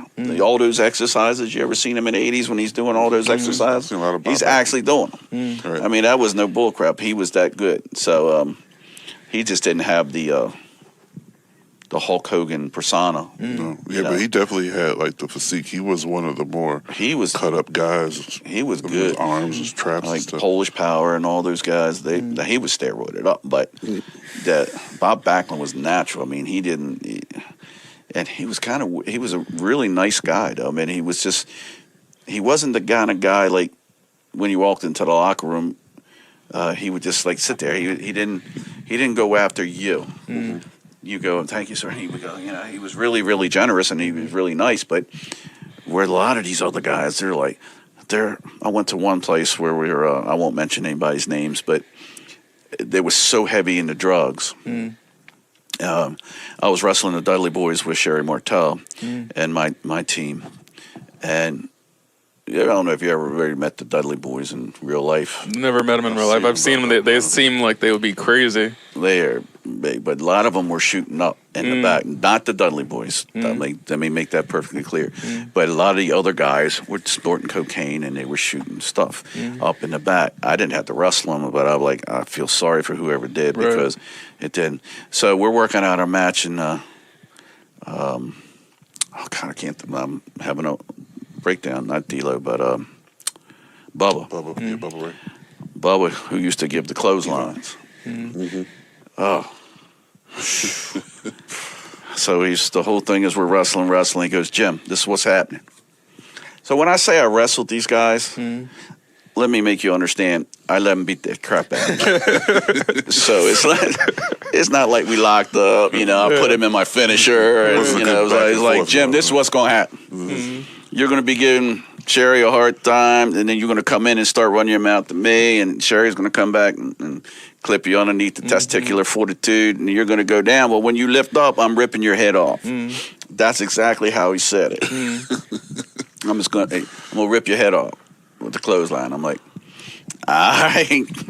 There's nothing more. This boy is big. Yeah. I mean, he's not tall or anything, but he's big. Yeah. And he's big. Let's just put it that way. So when he did it, I did a flip and hit the ropes and rolled out of the. I mean, I made it look like he killed me. I scared him. Yeah. The bump I took. Yeah. Scared him.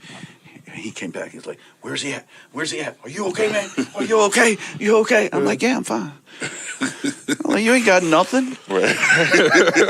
He just starts laughing. "Hey, what? You think you hit me?" Right. Sherry Martel testicular fortitude shot hurt me more than that. I was like, I went from one head to the other. That didn't make no difference. But they were big boys, man. I'm telling you, you notice a difference from like independent level. Even though some of these guys, we got a couple big guys in our stuff too, that could probably make any show. I'll tell you what, we had the show with the one about the guardrail and everything. That could have been on any show in America.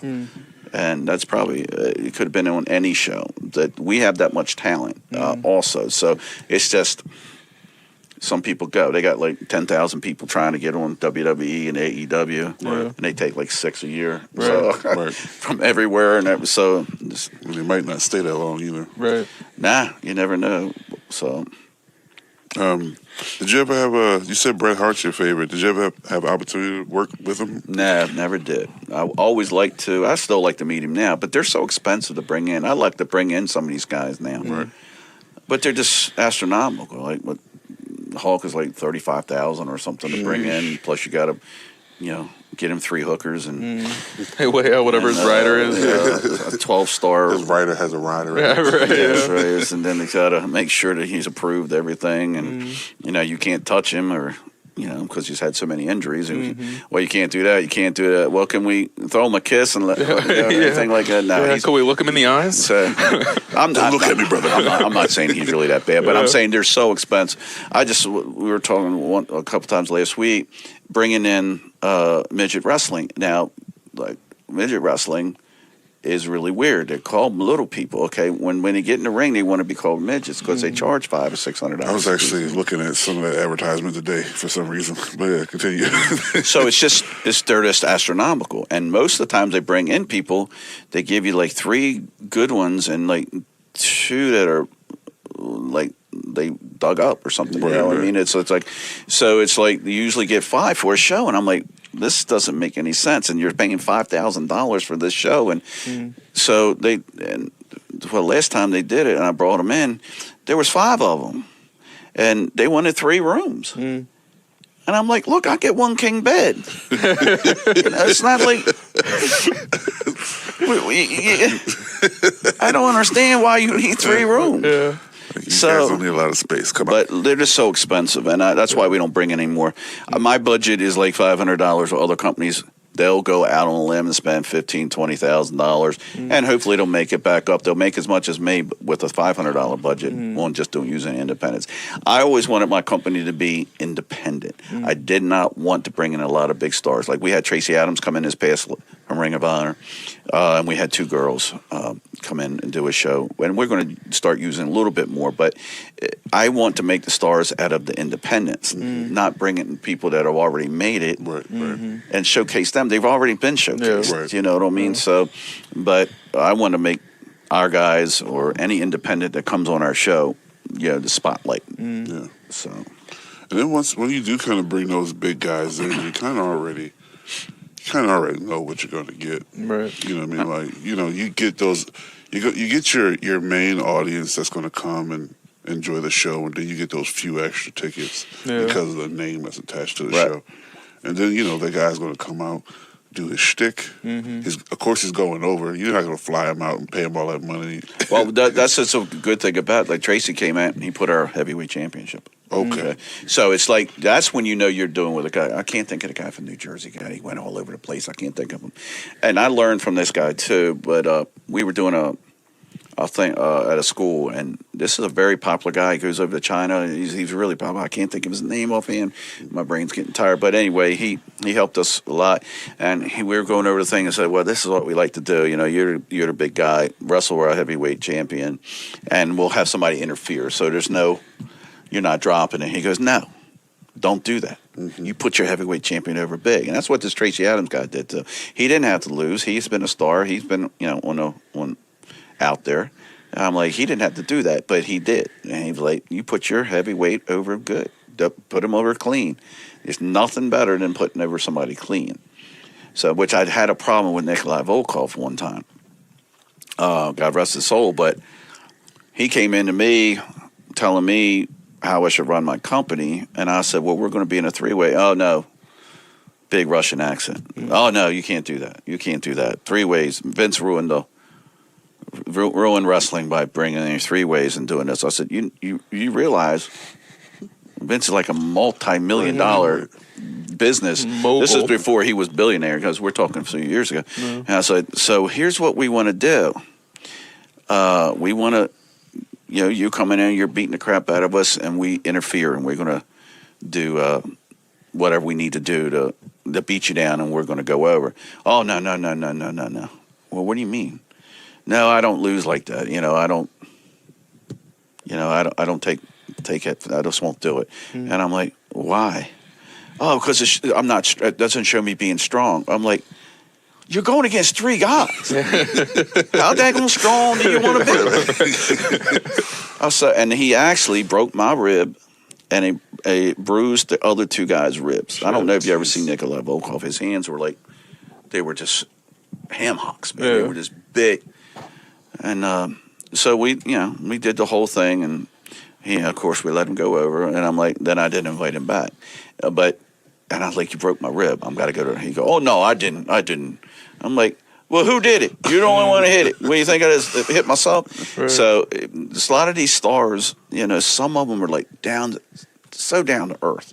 And then some of them just, I'll give you the perfect example of Nikolai. When I wanted him to do a show, it was a free show for a charity at a car dealership. $500. I'm like, what do you mean $500? You're coming from Towson. This is in Glen Burnie. What do you need $500 for?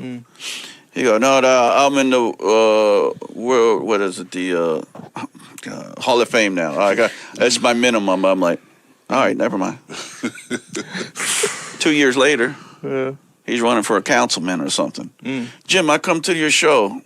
I take pictures. You want to use me? Well, how much is it going to cost? Oh, no, I come for free. Why? Because you want to get in office? Right. So, let me check my account. Nah, we're booked.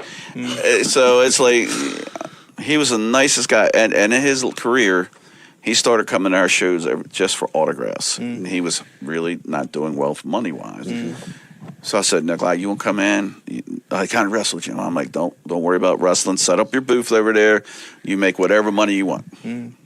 And so I'm trying to be the nice guy. He's trying to tell me. And look, I'm not the smartest kid in the barrel here when it comes to pro wrestling. I mean, I've done it for a long time, but there's a lot of people who know a lot more about it than me, and have made very much more successful than me. But my whole theory is like, I'm doing this to help people. I'm not doing this.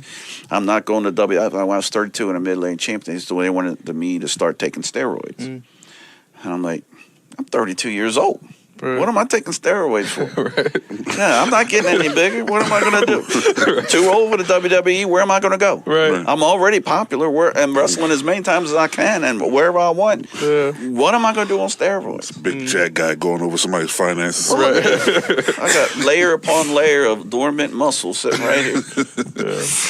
But nice it's like people just the whole wrestling game in one sense upsets me to no end, but I love it so much that I just keep trying to direct people in a good way to where I think it should be. Like I tell all my guys, before you listen to anybody else to come tell me, I'll tell you the truth. You may not want to listen to the truth, but I'll tell you the truth, and then you can make your own decisions. So, but everybody blows smoke up everybody's butt, trying to make them think that they are something that they're not.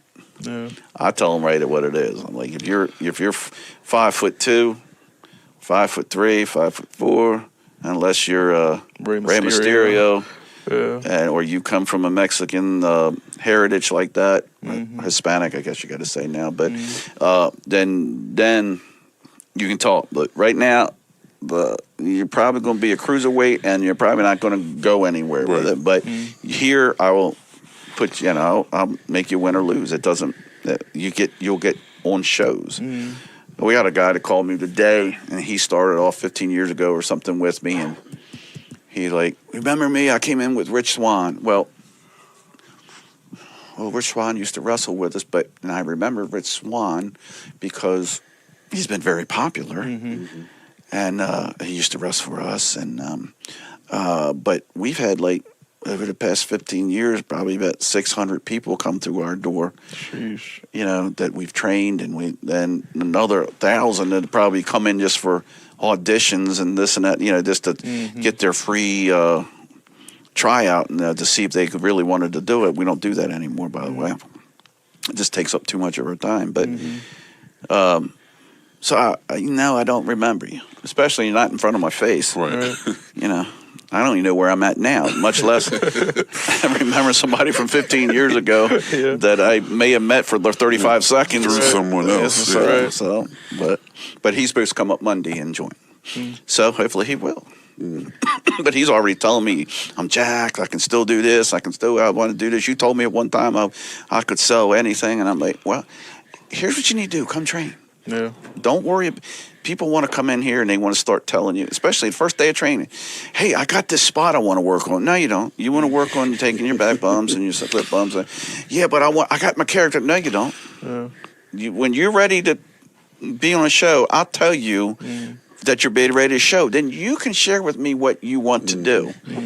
Don't start counting your chickens when there's no eggs around. Yeah. So it's like people. That's what I always say. We go from A to B, and 1 + 1. we don't start you off with calculus, and we don't start you off at Z. Right. You got to go A to B to C to D to E. It goes up. Now, didn't go any higher because I probably can't remember what's in the next succession. But people, what kind of boots should I get? I would wear tennis shoes. Yeah. You know, Adidas, whatever you want to do. I don't care. Yeah. That's not one of your sponsors. What do you want? Speaking of sponsors, no, I'm just kidding. But they try to make it out a lot different than what it really is. So. Yeah. Let me ask you this: 25 years in business. What's your key to longevity? Surviving right now. I mean, it's just wrestling has been through many ups and downs. You know, popularity and slow level, and then COVID hit, and it just shut down. I was doing 20 shows a year. Now COVID hit. Boom, it just shut everything down for 2 years, and now you're trying to rebuild what you had really great momentum with. And so, but I just think me and the guys that have helped me all throughout this, I've had a lot of great help through 25 years with trainers and giving up their own time, sacrificing a lot of different things to help me.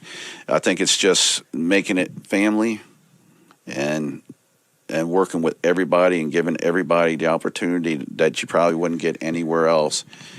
I think people have recognized that, and that's why I think I've still got a pretty decent name in the wrestling business here. So longevity, you just got to keep going after it. And keep on keeping on. So, sounds like it. That's what I want to do. Yeah. Yes, sir. Well, it should. If you stop dreaming or you stop trying to do what you want to do, you might as well just give up and just go crawl in a hole somewhere. You know what I mean? Yeah. So, yeah. I didn't mean that in a dirty way. No. Not that kind of hole. Right. Oh, you pick your hole. Pick your poison. I only had one hole. You hear that, hon? Were you born Christian? My mother went to church all the time. My father never went to church. His church was a beer bottle. But my mother always had me grounded in Christianity, and I don't care what your religion is. I don't try to push religion because as soon as you start pushing, I think that's what makes people retract from it. I just tell you that I love God, and I don't know what I would did without this brain injury, without God. I don't know how I would decide my first divorce without God. I don't, the different things in my life. If you, the thing is, people usually go to God when they're in trouble. I go to God all the time. Have you always been that way? Have you always had your faith? I always had my faith. I never gave up my faith. I mean, through everything. I've sometimes you always go, you try to question why, and I'm like, I don't question why anymore. Like, I'll give you my father was a terrible father. I don't want to We joke about bad dads. Sometimes bad dads are just meant to be fun uncles. Right. Probably true. Because my other drunk uncles were very nice. My father was just very abusive, but he never really tried to do anything with us, which led on to my brother being the way he was. And then he just, I tried to pattern myself away from my father. So Christianity, he was in a nursing home. Now, just to give you a really quick thing, my brother, they both lived in my house. I had my side of my house, and I let them live in another part of my house. And when I got remarried, I moved in with my wife in her house, and then I still let them stay there, but I was trying to sell the house. Well, my brother was supposedly taking care of my father, but my father had dementia. So all the neighbors kept calling me, going, your father's half naked, walking with one shoe, he's got his pants on, and he's going around asking where your mother is. Well, my mother died 5 years before that. So when I go over to see what he's eating, he's got beer and McDonald's food being delivered every day. And I'm like, he can't live like this. Well, then he had an infection, and he went to the hospital. They took him a week to get him to come down from his alcohol. The alcohol withdrawal is one of the toughest. The alcohol withdrawal is one of the only withdrawals that you could die from. Because your body's poison and it needs to maintain or else like you're. Right. It was terrible watching him, and I hadn't talked to my father in 5 years. So, but I didn't want my father being abused. So all my brother was doing was using him for his Social Security. So he would come in, he'd buy himself, and he's paraplegic, but he would go get him fixed up a nice 1500 Ram with all the bells and whistles, that he could drive, and that's good. God bless him if he could do it. I wasn't knocking him that he got a vehicle. What I did knock him, he was letting his father eat cheeseburgers and Pabst Blue Ribbon. I'm like, can I say that? So, yeah. But speaking of sponsors, these nippets, Pabst Blue Ribbon. So I finally got them out, and I put my father in nursing home for. He was terrible with dementia. He didn't know me, he didn't know anybody, but they kept saying, "Oh no, he's okay." And as long story short, I still cared for my father even when he was passing away more than what my brother did when he was living. So even though my Christianity part of that is, you can dislike what's going on in your life, but you still have that Christian passionate to take care of whoever you need to take care of. So that's how I do it. I mean, I'm just that way with anybody. Some people I don't like, I don't wish them any harm. I used to pray for God. I didn't understand why he was letting my father linger so long. He was 91 years old. He didn't know anybody. He could barely move himself up and down in a wheelchair. He sat in a corner most of the time. He didn't even know how to drink out of a straw. They had to pretty much start giving him shots of stuff, to keep his nutrients and stuff up. And I'm like, but I can't question God. Yeah. It's all in his time. My wife always say maybe he's paying his penance on earth so they'll be accepted in heaven. So I don't know. I hope when I get up there he accepts me, and that's the only one I have to worry about. Right. So I mean, I prayed pretty much every night for the Lord to see fit if he was ready to take him, because when you get to the point where you have no life, there's nothing that there's nothing. You have nobody there. You basically, they're putting you in a bed. They're getting you up in the morning. You're in a diaper. You don't even know you're going to. It was merciful for the Lord to take him, but I don't know what his plan is. So maybe he wanted family that hadn't seen for years to come up and see him or something. I don't know what the heck it was, but. And then he passed away, and I thought that was a blessing. That might seem harsh to some people, but if he was healthy and strong, I wish him the best, no matter what my thoughts are him or how he was a father. I'd want him to live to 300 if that's what God's plan is. But when you're like that, I'd like to tell my wife, I said, I don't want to live like that. Right. So it doesn't make any sense to me. But the people there at the nursing home were very good. You don't usually get a lot of people that are good at nursing homes anymore, from what I hear. My wife's father was in it, and they were absolutely terrible to him. But he had dementia. He's not like he could go say, "Hey, that girl over there was me." So they're mistreating me. So we just seen it firsthand when we go in. It's just not taken care of or stuff like that. He always seemed like he was taken care of. So Christianity is wonderful to me. I just, but I don't force it on anybody. I'll tell everybody how I got saved. I'll give them my plan. I'll tell them what I think would make them better, but they say you can take a horse to water, but you can't make them drink. So that's up to them. So. I just wanted you to just highlight a little bit, because it seemed like it, along with everything else, it was like a huge part. Yeah, it's the biggest part of my life. So I don't like people who go, "Well, you don't go to church anymore." Well, yeah, you're right. I don't go to church because every time I've gone to churches, it seemed like there's some type of clique, or this one doesn't get along with that, or this one doesn't like. I go to church when I used to go to church. I want to go to church because I want to be there. I want to experience that feeling. And when it gets to the point where you can't experience, I've majorly, I've probably been to 3 different churches, and every time something happened in that church to make me want to go. Not me just want to give up. I never gave up Christianity. Right. I never gave up on God. But it's just like you see different things, and like my wife is Catholic, and so I don't need to know the whole different things. She's Christian, but she goes to a Catholic church. And if that's what you want to do it. That's what you feel like. But I don't. I just got to a point where I just don't want. I praise God all the time. I pray all the time. You'll see me in my car when I leave here. I'll be going home and I'll be thanking God for this. Thank you for this opportunity. Thank you for giving me safe travel. Thank you for the. Is that how you pray? Yeah, I thank him all the time. Even in bad times, I thank him. That's how I pray.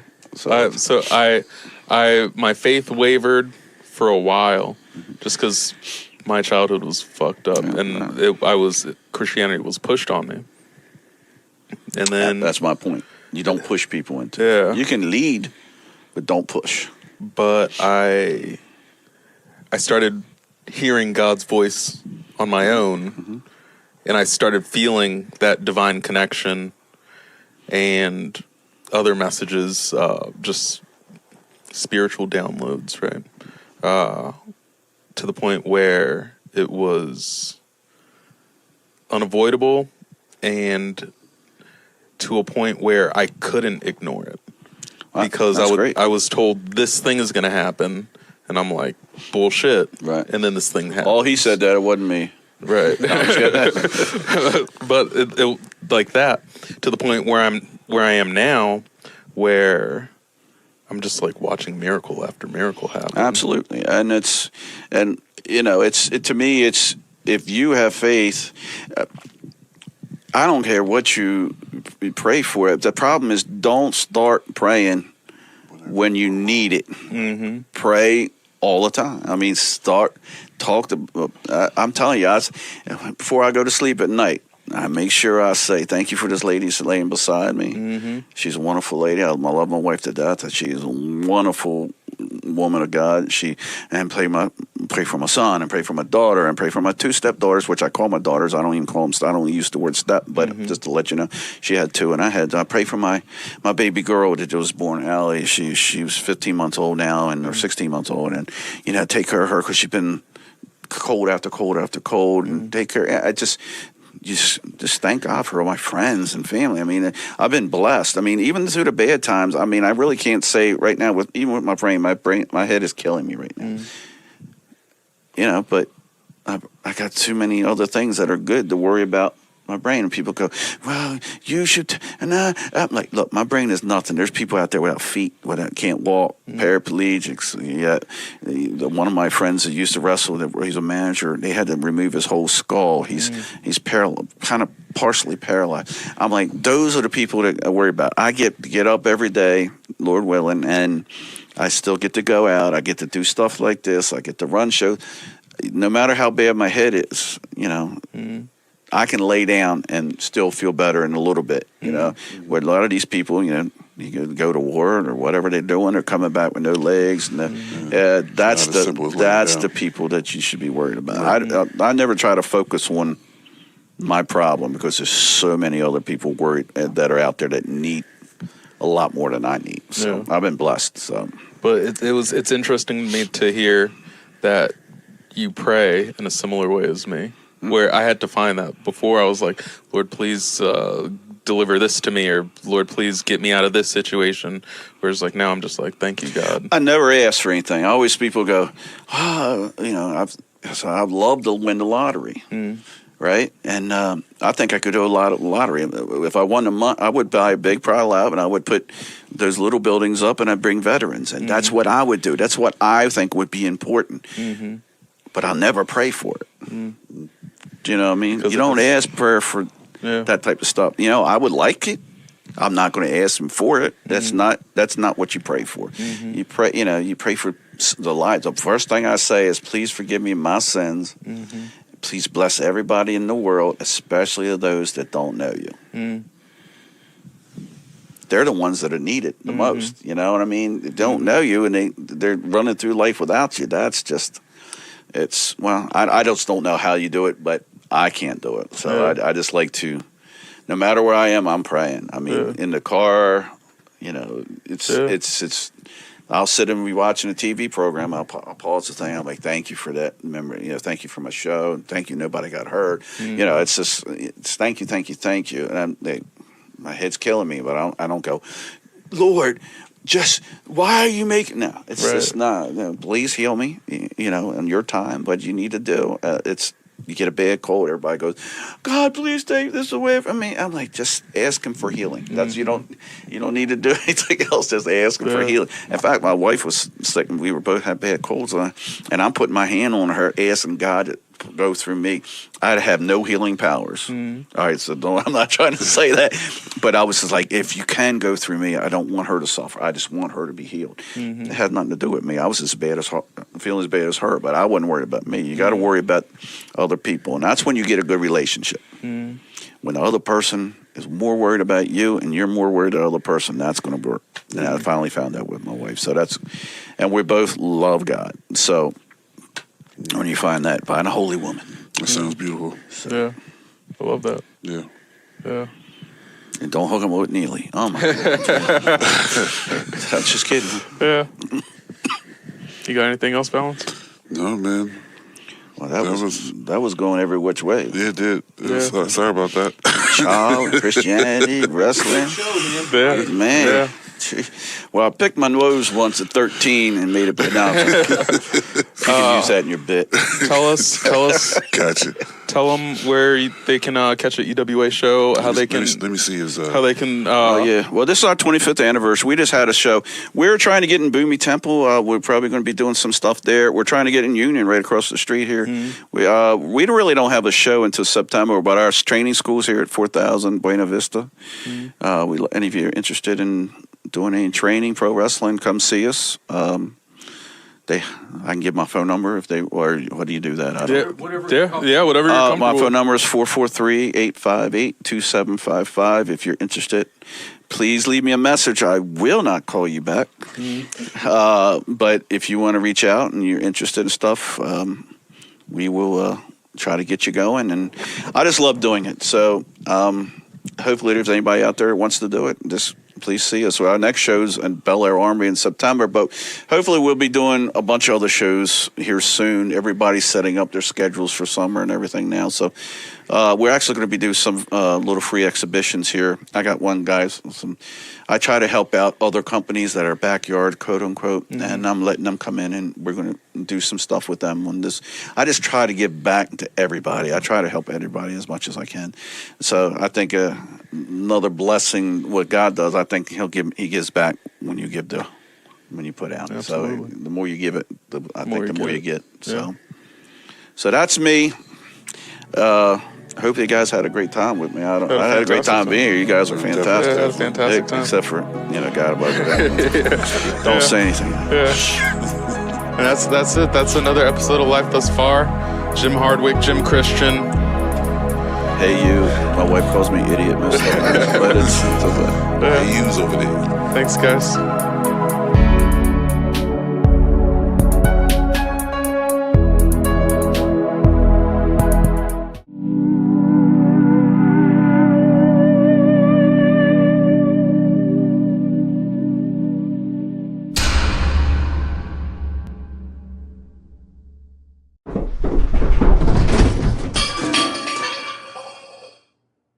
Sludge